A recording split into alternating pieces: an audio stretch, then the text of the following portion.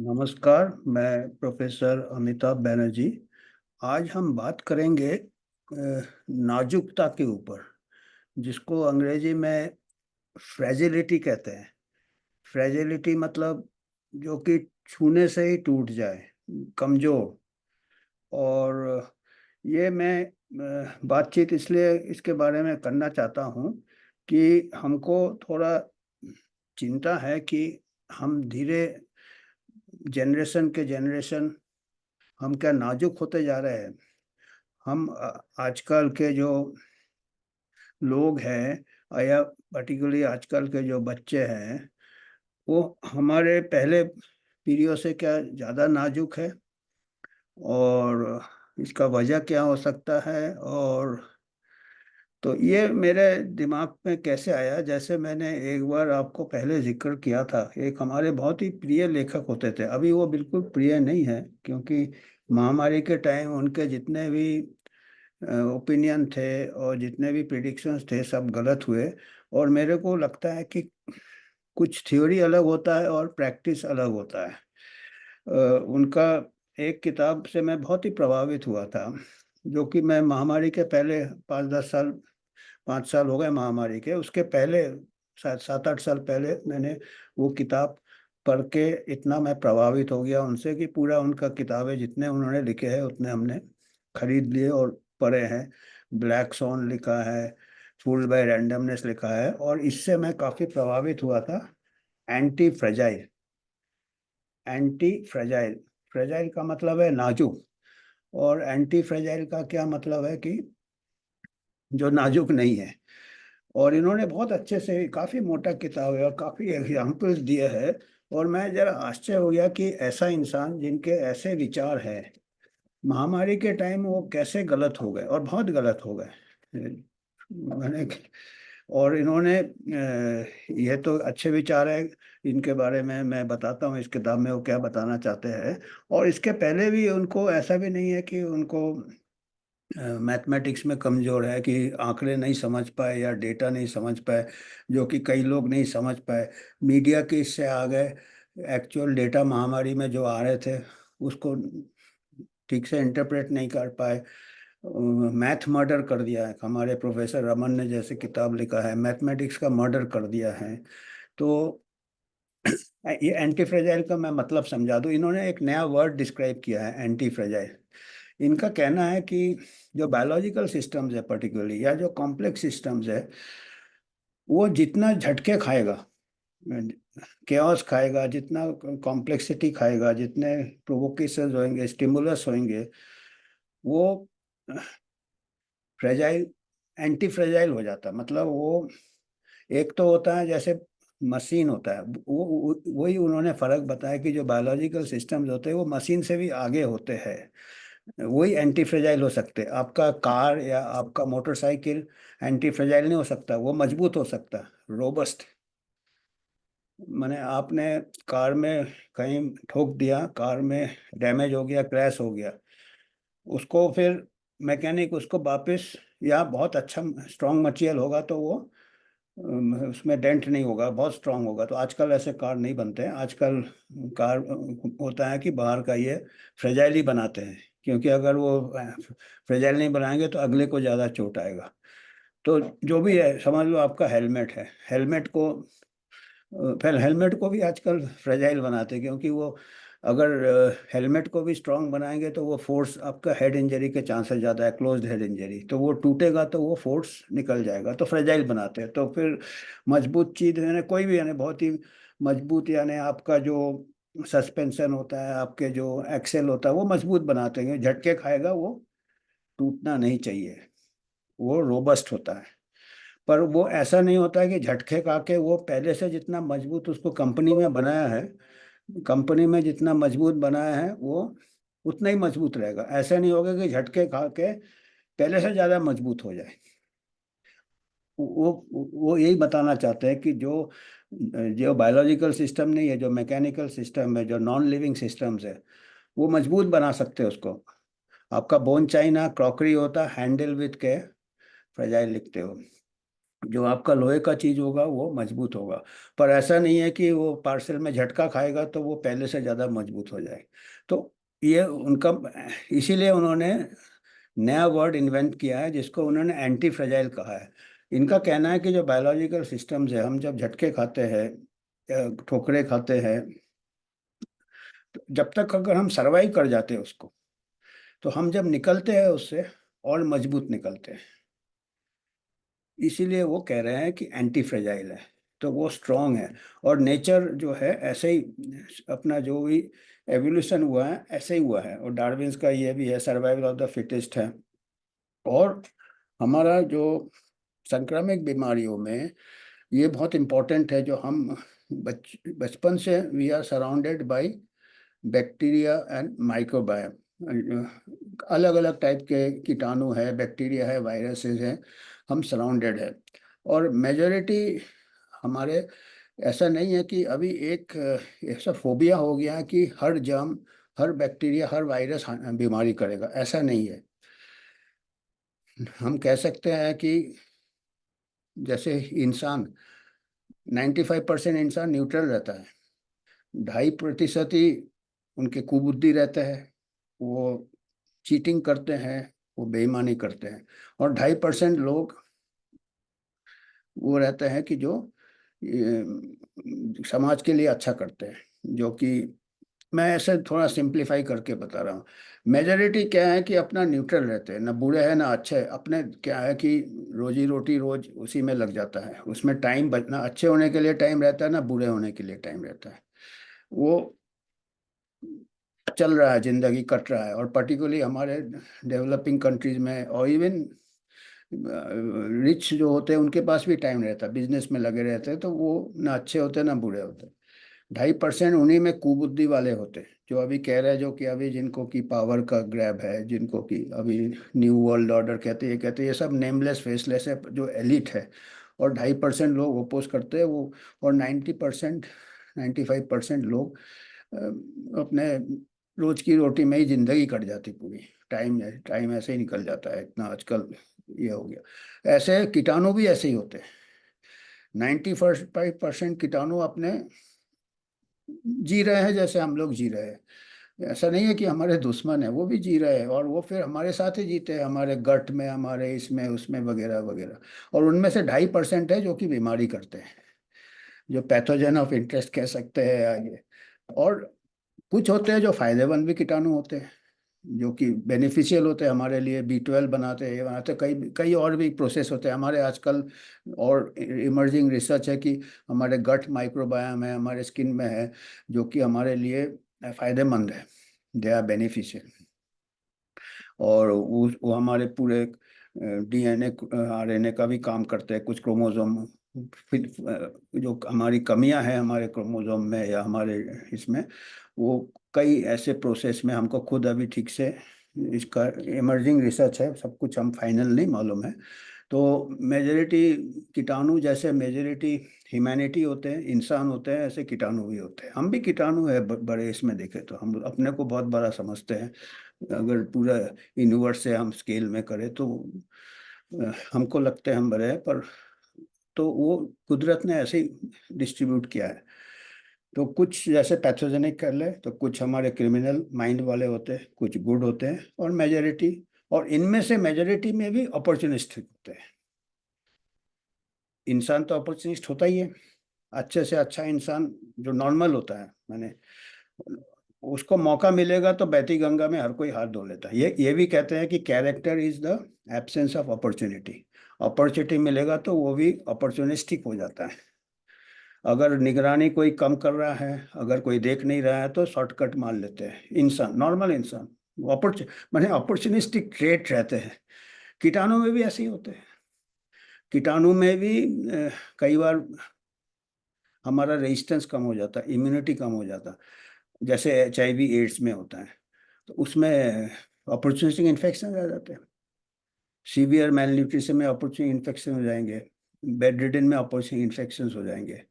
तो आप देखेंगे ना हमको इंसान से ज़्यादा डरना चाहिए, ना कीटाणु से ज़्यादा डरना चाहिए। आइडेंटिफाई करना चाहिए, और हमको जितना हमको एक्सपोजर होगा, चाहे इंसानों में एक्सपोजर होगा, हम घुलेंगे, दुनिया को देखेंगे, हमेशा प्रोटेक्टेड एनवायरनमेंट रहेगा, तो साइकोलॉजिकल हमको एंटी फ्रेजिलिटी आ जाएगा, साइकोलॉजिकल एंटी फ्रेजिलिटी आएगा।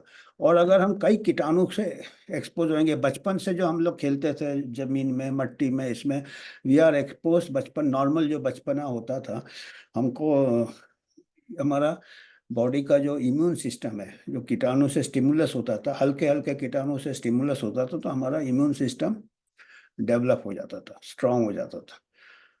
अभी कई सालों से क्या है कि काफ़ी जैसे डेवलपमेंट हो रहा है, हाइजीन सैनिटेशन तो इम्प्रूव होना चाहिए। मैं ये नहीं कह रहा कि कचरे में ही घूमते रहो, उसमें भी हानिकारक हो सकता है। तो हमको क्या हो रहा है कि जैसे जैसे हमको जितना प्रोटेक्टेड हो रहे हैं, और बच्चे आजकल मिक्स भी नहीं होते हैं, तो उनको वो जो इम्यून सिस्टम को स्टिमुलस मिलना चाहिए, जिससे कि इम्यून सिस्टम मजबूत से आगे जाए, जिसको कहते हैं एंटी फ्रेजाइल। बायोलॉजिकल सिस्टम में अगर थोड़ा सा स्टिमुलस हो हार्मलेस बैक्टीरिया से या माइक्रोबायोम से, तो वो ओवरशूट करके और स्ट्रांग हो जाएगा। तो ये अभी क्या हो रहा है, तो अभी जो जनरेशन डेवलप हो रहा है बायोलॉजिकली या माइक्रोबायोलॉजिकली या जैसे भी इम्यूनिटी वाइज थोड़े फ्रेजाइल हो रहे हैं क्या, ये हमको चिंता है। और ये not only for fighting future infection, immune system है, ये कई होते हैं कि इम्यून सिस्टम को अगर ट्रेनिंग नहीं होता बचपन से, तो ओवर रिएक्ट कर जाता है। तो ये कहते हैं, आजकल आप देखेंगे बहुत सारे ऑटो इम्यून डिजीजेस बढ़ रहे हैं, या ऑटो इम्यून डिजीज बढ़ रहे हैं, chronic disease, arthritis, rheumatoid arthritis, skin के कंडीशन और एज्मा वगैरह। ये एक इमर्जिंग कंसेप्ट है, जिसको कि हाइजीन हाइपोथेसिस कहते हैं, कि टू मच ऑफ हाइजीन से शायद आप बचपन से स्टिमुलेट, ये मतलब ये मैं काफ़ी कॉन्फिडेंस के साथ नहीं कहूँगा, क्योंकि ये इमर्जिंग कंसेप्ट है, ये पॉसिबिलिटी है, क्योंकि ये बैलेंस बहुत फाइन बैलेंस है। ऐसा नहीं है कि आप अपना बच्चे को फिर मिट्टी में हो सकता है उसको सीरियस इन्फेक्शन हो सकता है, don't, that is not the answer. It is the natural जो कम्युनिटी लिविंग होता था, मिक्सिंग होता था, कई लोगों से मिक्स होते हैं अपने, जो माइक्रो ऑर्गेनिज्म एक्सचेंज होते हैं, माइक्रोबायोम एक्सचेंज होते हैं, वो कहते हैं इम्यून सिस्टम को स्टिमुलस होता है। और ये क्या है कि ये हम अब बारीकी से नहीं बता सकते हैं, but this is the concept.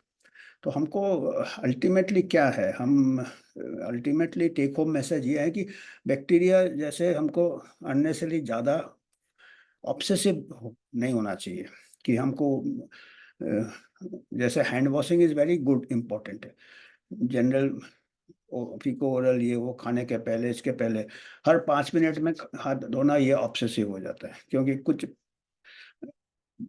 ये हमारा एक, तो दूसरा ये है कि हमको इनके ऊपर क्यों मैं एक प्रकार से इनका अंधभक्ति था, इसलिए मैं कहता हूँ कि अंधभक्त नहीं होना चाहिए। इसके बाद तो मेरे को इसलिए इनका लगा कि इन्होंने क्या किया था, जब पेंडेमिक शुरू से ही ये बोल रहे थे कि पेंडेमिक बहुत ही अननेचुरल इवेंट है, बहुत बड़ा इवेंट है, बहुत, और he was very much lockdown को ये कर रहे थे, सपोर्ट कर रहे थे, मास्किंग को सपोर्ट कर रहे थे, और सोशल डिस्टेंस और मास वैक्सीनेशन को भी सपोर्ट कर रहे थे। इन्होंने ये भी कहा था कि जो अगर मास वैक्सीनेशन लेता वो सोशियोपैथ है, वो समाज का दुश्मन है, इन्होंने ये कहा था। तो मेरे को ये समझ में नहीं आता है कि जब ये सब कह रहे थे, और इनका एक काफ़ी दिनों तक इनका एक डिबेट भी चलता रहा ऑन पेपर, जॉन योनेट्स जो स्टैनफोर्ड यूनिवर्सिटी के जो प्रोफेसर हैं, जिन्होंने सबसे पहले अपने कोवर्कर्स के साथ शोध किया था, और पता किया था कि इसका जो कोरोना वायरस का जो शुरू का जो घातकता था, फेटेलिटी था, विरुलेंस था, उसको ओवर एस्टिमेट किया था। और जब इन्होंने कैलिफोर्निया में, कुछ सांता क्लारा में, इन्होंने और भी कई कम्युनिटी में इन्होंने सीरो सर्वे किया एंटीबॉडीज देखने के लिए कि कितने लोगों को हो गया, क्योंकि उससे क्या होता है, डिनोमिनेटर बड़ा हो जाता, कि इतने लोगों को हुआ और इतने लोग का देहांत हुआ, तो उससे आपको पता चलता कितना विरुलेंट है। तो शुरू के जो डेटा थे वो नर्सिंग होम के डेटा थे। इटली में नर्सिंग होम में, इधर जहाँ पे 80 इयर्स एवरेज एज था डेथ का, उनको हजारों दूसरी बीमारियां थी, कोमोर्बिड ओल्डर एज थे, और अपॉर्चुनिस्टिक इन्फेक्शन जैसे भी काम कर सकता है, जो कि बहुत ही बिनाइन वायरस है, जैसे इम्यूनिटी कम है। और उसमें अगर मोर्टेलिटी ज़्यादा था, यहाँ तक कि एक पेपर ने भी बोला था कि 20% मोर्टेलिटी हो, हालांकि डब्ल्यू ने 3 to 5% बोला था, और उससे काफ़ी। पर जब जॉन एवर्स ने किया कि समाज में फैल गया, कम्युनिटी में फैल गया, और उससे उन्होंने कैलकुलेट किया कि इसका मोर्टेलिटी बहुत कम है। उस टाइम 0.3 किया था उन्होंने, क्योंकि अमेरिकन थोड़ा नाजुक होता है, एक तो एल्डरली एज होता है ओवरऑल अमेरिकन का, और फिर थोड़ा ज़्यादा हाइजीन में रहता है, तो उनका थोड़ा फ्रेजाइल रहता है, इतना एंटी फ्रेजाइल नहीं रहता है। और हमारे जो बाद में जो ईयरनेट्स ने और मेटा एनालिसिस किया था, और उसमें हमारा भी एक स्टडी था, हमने पूना में किया था 2020 सितंबर में। हमने करीब 10,000, 5,000 पॉपुलेशन में किया था। तो हमारा इन्फेक्शन फेटेलिटी रेट अगर लिया था तो 0.17 आया था। पर और भी वाइडर लिए थे उन्होंने, तो उसमें up to 69 years of age 0.05 आया था परसेंट। 100 लोगों को होगा तो 0.05, मतलब एक डेथ, और वो भी कोमोबिडिटी वगैरह के साथ। तो इससे पता चल गया था, पहले साल ही पता चल गया था। और चलो, यूएसए के डेटा से तो 0.3% तो आ ही गया था, कहाँ 3%, 20% आ रहे थे और इससे पता चला था कि it is just like any other virus. हमको कितना कुछ वायरस होता है, इन्फ्लुएंजा वायरस होता, ये होता, कई रेस्पिरेटरी सिंसिटियल वायरस होता, उनके सबके मोर्टेलिटी ऐसे ही है, और उसमें कोमोबिडिटी का हमको ख्याल रखना चाहिए। तो इतना मेरे को ये उम्मीद था कि जब ईयरनेट्स का डेटा आ गया था, और ईयरनेट्स शुरू से कह रहा था कि इतना नहीं करना चाहिए, इतना लॉकडाउन का मतलब नहीं है। फिर उसके बाद प्रोफेसर जय भट्टाचार्य, वही उनके कोवर्कर थे जॉन ईयरनेट्स के, अभी जो एनआईएच के डायरेक्टर है, उन्होंने भी कहा था कि सबको लॉकडाउन करने की मतलब नहीं है, खाली एल्डरली को करो, जो फोकस्ड प्रोटेक्शन, जो कि नॉर्मली करते हैं। जो एल्डरली रहता है या जो एचआईवी पेशेंट रहता है, वो आइसोलेटेड रहता है, उसको अपॉर्चुनिटी इन्फेक्शन से बचने के लिए, जो किडनी ट्रांसप्लांट वाला पेशेंट है वो। पर नॉर्मल आदमी को आपने, पर ये शुरू से ही है जो ऐसे बात है, इन्होंने इतनी मोटी किताब लिख दी है एंटी फ्रेजाइलिटी पे, कि हमको थोड़ा बहुत ठोकरे खाना चाहिए, थोड़ा बहुत ये खाना चाहिए, जिससे कि हमारा बॉडी एंटी फ्रेजाइल होगा। अब इन्होंने कैसे लॉकडाउन को सपोर्ट किया, मास्क को सपोर्ट किया, और मास वैक्सीनेशन को सपोर्ट किया, ये हमको समझ में नहीं आता है। क्या क्या है, या तो ये अमेरिकन है, इनको थ्योरी है, ये डरते हैं विकेट। तो फिर लॉजिक कहाँ चला गया? जब वो यूनिट्स का डेटा आ गया था कि इसका मोर्टेलिटी इतना कम है जनरल पॉपुलेशन में, तब तो ये ऐसा नहीं है, इन्होंने पूरा रैंडमनेस रिस्क, इन्होंने रिस्क के ऊपर, ये एक्सपर्ट है ये John Taleb, Nassim Nicholas Taleb, ये एक्सपर्ट है इस पे। तो ये मेरे को लगा कि ये कैसे, यानी इतना हम इनको काफ़ी हाई रेट करते थे, और अभी भी मैं इनका किताब पढ़ता हूँ, और मैं शायद, इन्होंने लिखा है, इनको इतना मतलब नहीं समझ में आया, मैं पढ़ रहा हूँ, मेरे को उनसे ज़्यादा मेरे को मीनिंग इनके किताब से मिल रहा है। ये सही लिखा है, पर ब्लाइंड स्पॉट है कुछ उनको, इतना कोविड से डर गए। ये या तो मीडिया का कमाल है, प्रोपेगेंडा का कमाल है, चारों तरफ लोग डर रहे हैं, तो वो भी अपना सब फिलॉसफी भूल गए, और सब इतना मोटा किताब लिखे थे वो भूल गए कि ये एंटी फ्रेजाइल होता है ऐसे बायोलॉजिकल सिस्टम। और हम क्या फ्रेजाइल हो रहे हैं अभी, हमको बच्चे जो अभी आ रहे हैं, वो हमारे कंट्री में क्या है, एशियन कंट्री, अफ्रीकन कंट्री में तो कोरोना वायरस ये भी एक, चाहे ये लैब से आया है या चाहे नेचुरल ओरिजिन है, जो भी है, ये कोरोना वायरस है। ऑलरेडी 4 फैमिली से हम एक्सपोजर हो गए थे, एशियन कंट्रीज, अफ्रीकन कंट्रीज भी आर, और पर्टिकुलरली हमारे जो गरीब लोग रहते हैं, ओवर क्राउडेड कंडीशन में रहते हैं। तो इसीलिए अफ्रीका में 5% वैक्सीनेशन कवरेज था, और उनको कोई कोविड का इम्पैक्ट ही नहीं हुआ। और बड़े बड़े कंट्रीज जो थे वेस्ट के, इतना 80-90% अभी भी बूस्टर चल रहा, 6 महीने से लगा रहे बच्चे को, यार अमेरिकन बच्चे को वैक्सीनेशन रिकमेंड, अभी शायद बंद किया, अभी ये जॉन एफ, क्या, रॉबर्ट एफ कैनेडी और HSCS और ये जो जय भट्टाचार्य, अभी शायद रिवाइज किया, अभी बच्चे को रिकमेंडेशन बंद किया है।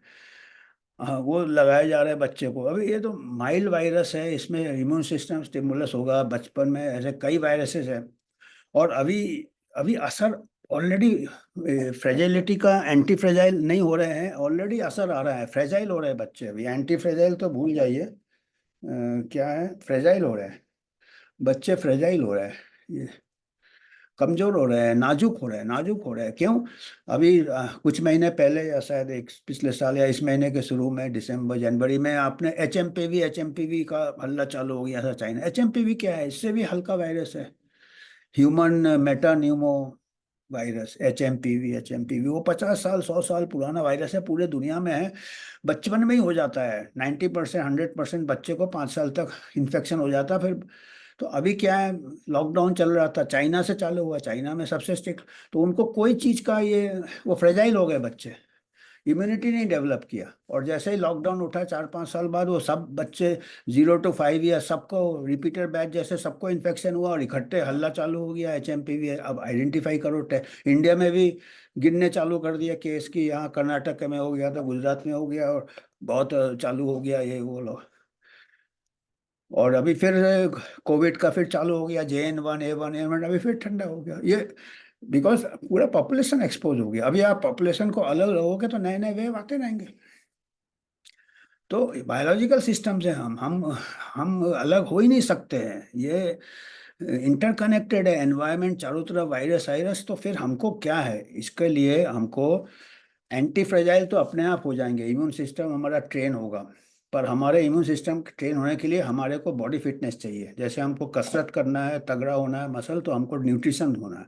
सिमिलरली हमको अगर एंटीबॉडीज बनाने हैं, इम्यून सिस्टम डेवलप होने, पहले बेसिक हमारा good nutrition, good sanitation, good water supply. ऐसा नहीं कि बिल्कुल ही गंद में गिर रहा हो तो ओवर इन्फेक्शन, सुपर इन्फेक्शन हो जाएगा। तो नॉर्मल एवरेज, कम से कम साफ सफाई होना चाहिए। बिल्कुल हाइजीन होने से, बिल्कुल कट करने से हमारे जो नेचुरल माइक्रोबायम है या उससे फिर हमारा इम्यून सिस्टम कमजोर होता रहेगा। तो हमको पहले न्यूट्रिशन देना बच्चे को, और हम इसमें सबसे पीछे हैं। हमारे यहाँ highest rate of child mail nutrition है, साउथ अफ्रीका से भी ज़्यादा है। इसीलिए हमारे बच्चों का इन्फेंट डेथ्स बहुत ज़्यादा होता है हमारे। डेली हमारे यहाँ 2000 बच्चे का डेथ हो जाता है diarrhoeal disease and respiratory infection से, क्योंकि under the background of male nutrition. कुपोषण से क्या होता है, इम्यूनिटी कम होता है, इसीलिए डायरियल डेथ्स भी होता है। और हमको जैसे मीजल्स है, अगर बच्चा मेलनरिस्ट है तो 400 टाइम्स ज़्यादा वो जानलेवा होता है। नॉर्मल बच्चा को मीजल होने से कुछ नहीं होता। अभी हुआ था ये टेक्सास वेक्सास में हो गया था, 1-2 बच्चे का डेथ हुआ, 2 बच्चे का। वो जो सुपर इन्फेक्शन हुआ था बैक्टीरियल, वो मैनेज नहीं कर पाए उन लोग, उनको है नहीं। तो गलत एंटीबायोटिक है, क्योंकि कोई भी वायरल इन्फेक्शन के बाद बैक्टीरियल इन्फेक्शन होने के चांसेस रहते हैं, उसको मैनेज करना रहता है। तो 2 बच्चे को वो मैनेज नहीं कर पाए। वो मीजल्स डेथ डायरेक्टली नहीं था, उसका केस शीट बाद में आया था वो। तो जो भी है, और हमारे यहाँ अगर अंडर नरिश्ड कॉलोनी में अगर मीजल्स होगा तो बहुत जानलेवा हो सकता है। इसीलिए उसके लिए टीका जरूरत पड़ता है, टेम्परेरी मेजर। तो लॉन्ग टर्म टीका हमको, मतलब हमारा को फ्रेजिलिटी चल रहा है, हम अगर, तो अभी हर चीज़ का अगर हम टीका निकालेंगे और नेचुरल इम्यूनिटी नहीं डेवलप करेंगे, तो हम धीरे धीरे we will be dependent on number of vaccine. हो सकता है यही शायद चाहते हैं जो फार्मा इंडस्ट्री है, कि इनको फ्रेजाइल ही रखो, so that her cheese prevention के लिए इनको टीका ही लगेगा। जो कि अगर नॉर्मल एनवायरनमेंट में बच्चे बड़े होते हैं, उनका इम्यून सिस्टम डेवलप रहता है। मैं अभी बहुत सिंपल वे में बोल रहा, बिल्कुल स्ट्रेट फॉरवर्ड नहीं है, हर डिजीज अलग होता है। और ऐसा भी होता है कि कुछ वायरस सही में डेंजरस होते हैं, कुछ वायरस के लिए सही में वैक्सीन की जरूरत पड़ेगी। जो रेबीज वायरस है, ये है वो, आपका कितना भी इम्यून सिस्टम है, अगर रेबीज वायरस चला गया नर्व्स में हो गया तो 100% मोर्टालिटी है। तो उसके लिए हमको control of stray dogs, control of rabies, हमारे जो रास्ते में वाइल्ड लाइफ में तो आप एलिमिनेट नहीं कर सकते, वो रहेंगे rabies. Wild life, wild animals में रेबीज होते हैं, वहाँ से स्पिल ऑफ होते हैं ये।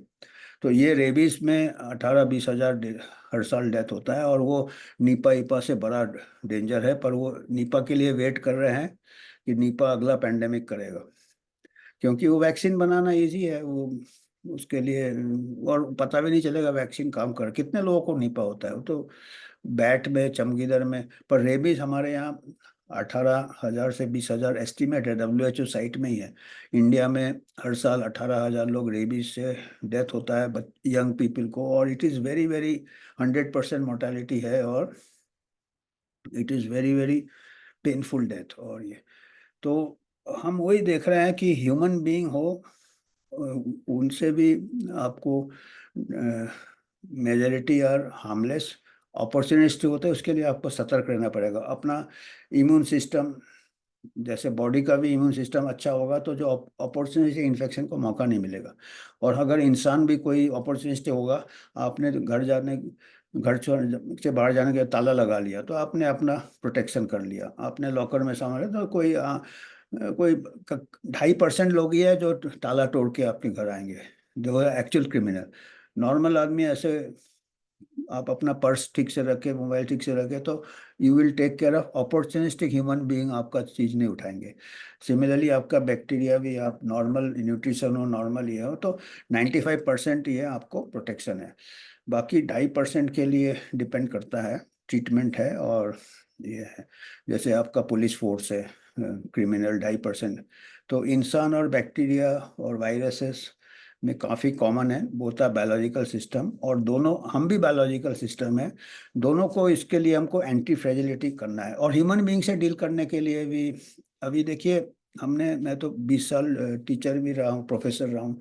आजकल हमारे जो पेरेंट्स है वो भी थोड़ा मेंटली भी फ्रेजाइल बनाते बच्चे को, इतना ओवर प्रोटेक्टिव करते हैं, इतना ये करते हैं। हमारे टाइम हम, मेरा फादर ने मेडिकल कॉलेज नहीं देखा था, फाइनल ईयर में मेडिकल कॉलेज देखा जब मेरे को एक्सीडेंट हो गया, तो मैं एडमिट था मेडिकल कॉलेज में, तब जाके देखने गया, क्योंकि 12 किलोमीटर दूर था कॉलेज, उतना दूर कौन जाएगा।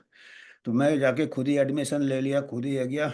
मेरे पिताजी ने मेडिकल कॉलेज नहीं देखा था, और जब मेरे को एक्सीडेंट हुआ तब देखा था कि भाई क्या हो गया एक्सीडेंट। तो पर आजकल ऐसा नहीं है, आजकल एक एक कदम में पेरेंट्स आते, तो वो बच्चा ना वायरस से हैंडल कर पा रहा है, ना ह्यूमन बीइंग से हैंडल कर रहा है। थोड़ा कुछ हो जाता है तो डिप्रेशन में चला जाता है, कोई ने डांट दिया, कोई बच्चे ने तंग कर दिया, कोई टीचर ने डांट दिया।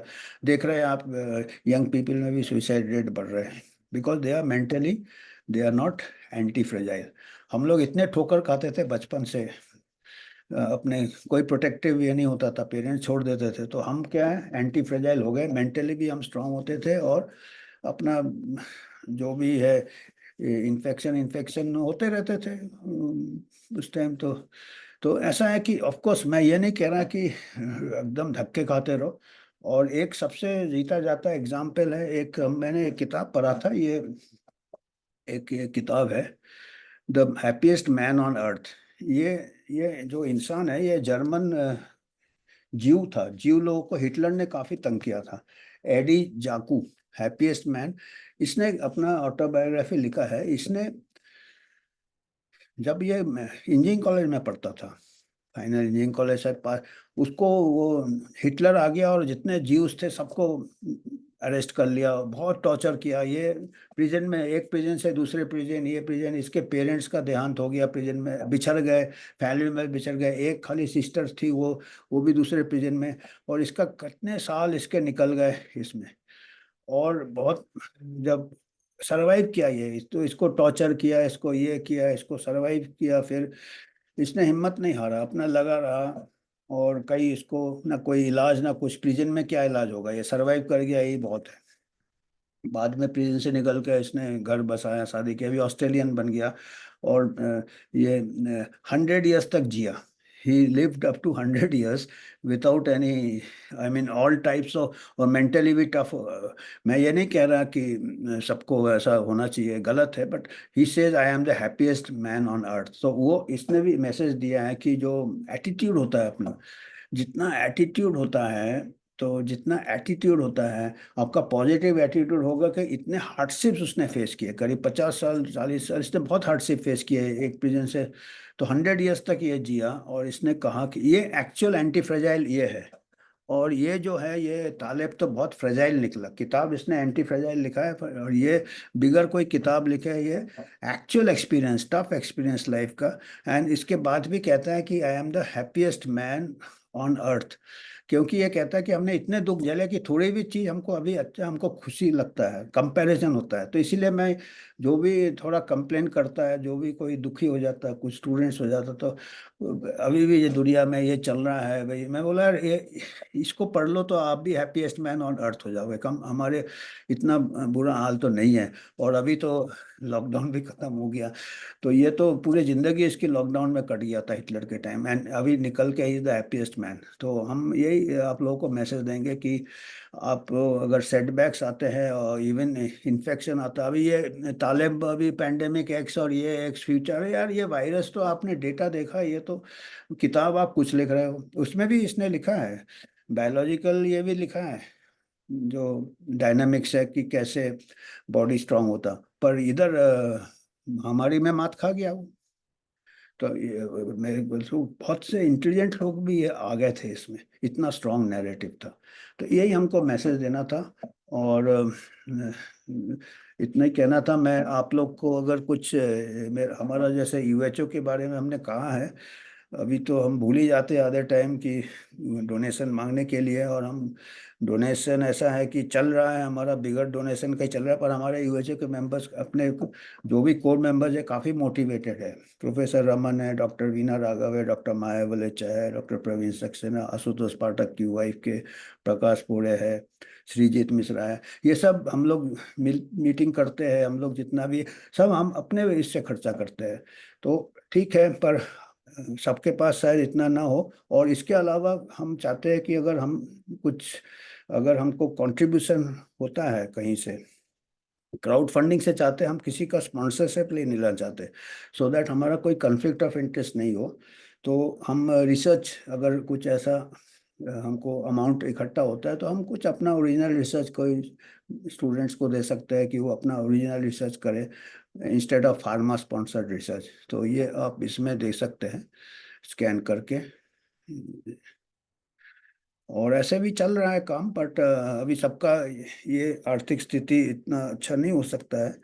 तो मेंबर्स भी हमारे मिडिल क्लास के ही है, कोई ज़्यादा बड़े नहीं है। तो बस इतना ही मैसेज देना था, और धन्यवाद।